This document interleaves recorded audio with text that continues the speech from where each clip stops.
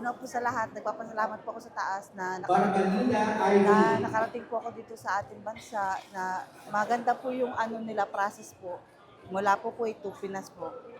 Sobrang ano po, yung kinakabahan po pagka lagi pong may natunog na siren. Tapos po, malapit po sa amin, nag-shelter po kasi ako eh.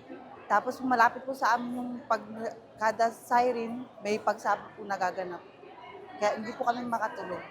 Bilang isang OFW po, ah, I hope na mabigyan po sila ng panibagong oportunidad na makapagtrabaho po dito sa ating bansa po.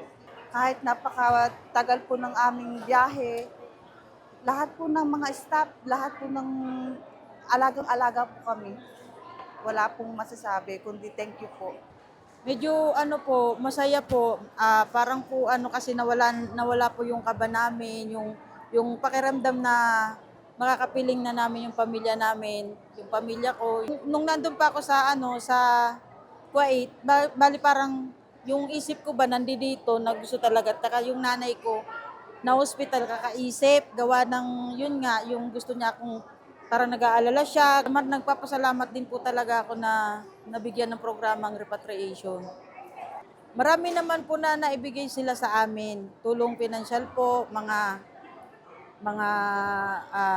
medical assistance, mga gamit, mga ano kung ano-ano po. Marami kaya nagpapasalamat po talaga ako. Parang ayoko na rin malayo sa pamilya ko kasi po bilang solo parents po na may mga anak, bali po gusto kong magtrabaho malapit sa pamilya ko or kung merong pagkakitaan, doon na lang po sana ako. Kumbaga, ayoko na po sanang iwanan yung pamilya ko, gano'n na lang po. Masasabi ko lang po sa pinunong presidente po, si Bongbong, na maraming salamat po sa tulong nyo po sa DMW, sa tulong OWA, sa lahat-lahat po ng under nitong programang ito, maraming salamat po talaga. Malaking tulong po ito para sa akin, sa pamilya ko po. Thank you po ng madami.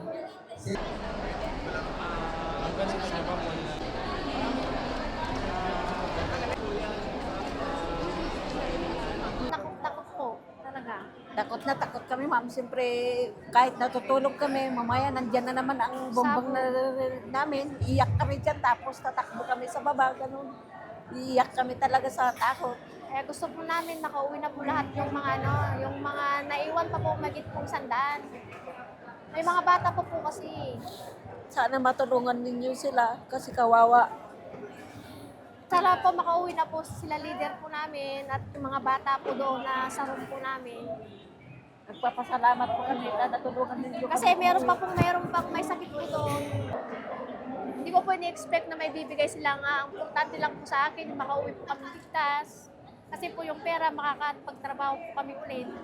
Gusto ko nang mag-forgood talaga kasi may edad na rin ako. Dito na lang po ako kahit hirap ang buhay. Makapiling ko ang pamilya ko. Sabi nga ng mga anak ko, huwag ka nang mag-abroad, sabi nila noon. Pero ako, Kaso ako po, siyempre, gusto ko rin may kita pa sa abroad. Pero ganun naman ang nangyari. gusto ko pa po magtrabaho kasi po meron pa po akong nag-aaral po na high school at college po. Kaya gusto ko pong magtrabaho po ulit. Ito ang masasabi ko po, sana po lalo po nilang tulungan po kami pong mga OFW na nagkakaganito po. Maraming salamat po sa kanila. Sana po wag niyo po silang magsawang tumulong po sa amin. Yun lang. Ako rin, ma'am. Salamat sa mahal nating Pangulo kasi natulungan kaming umuwi. Sana huwag silang magsawang tutulong sa amin.